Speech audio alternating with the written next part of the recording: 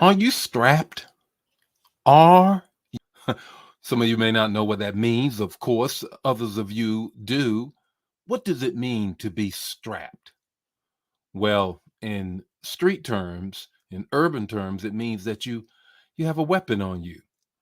Well, let's talk about what that means from a spiritual point of view. Good morning, everybody. It's time for Morning Manna. Got a word for you on this morning, and as you already know, this week we have started into To Lent with Love. We're talking about this devotion and how we are going to really go deeper in God, how we're going to go deeper in God. Get this devotion, go on our website. You can get this devotion, just download it and just flow with it. And what I want to share with you on this morning, part of what's in the devotion is really preparing us for the resurrection. In preparing us for the resurrection, 40 days out, approximately now, is the fact that we don't really grab a hold of and understand our faith as we should. And we certainly don't speak up when we should about our faith. People can be running down Christianity, and many times, so we don't have to, or we don't want to create a ruckus on the job, we just don't say anything.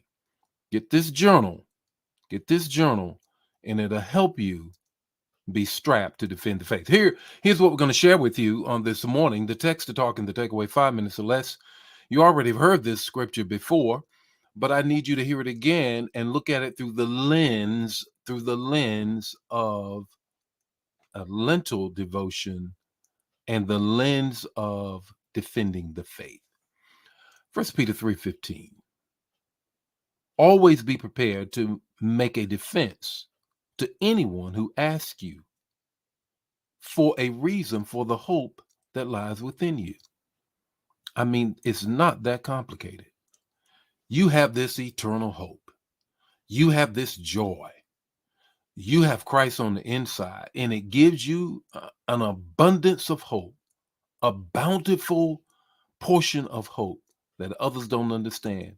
So you have to be ready to defend it. Three things I want to share with you this morning. And the first thing is defend. Defend. Don't shrink. When someone comes after Christianity, know the word well enough to defend it. The word that God has given us is not just about faith, it's about facts.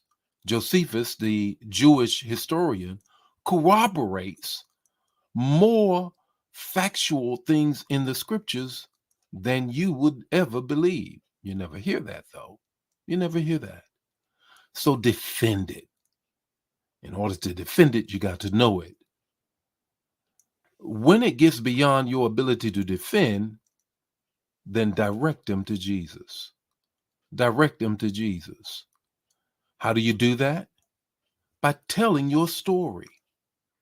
Oh, you can run down scripture, and that works many times, but other times, people just will come at, oh, that's a white man's book, this is that, that is this, it's not trans, all of those things. But I need you to understand something. Grab a hold of the fact that you have the word on the inside of you and you tell your story. Direct people to the Christ on the inside of you by telling your story. No one can out tell your story or tell you your story is not legit. What's your story? Once I was lost, but now I'm found. Once I was blind, but now I see. One day I was this way, and today I'm that way. And you may say, someone will say, well, I remember this. Oh, you did this. And you just simply say this to them in defense and directing them to the Christ on the inside. I said I was saved. I did not say I was perfect. What's the third thing? The third thing is be determined. Be determined. Don't you back down. Do you not know that in Ephesians, when it talks about putting on the whole armor, the armor that the Paul was looking at the time doesn't have a back on it. You got to shield. What do you mean? Because you're never supposed to turn and run. You're always going forward when it comes down to sharing the gospel and telling the people about the hope that lies within you. What's your takeaway this morning? You are a defender of the faith, so strap your word and let's get at it. Strap on the word and let's get at it. Get the journal. Don't miss it.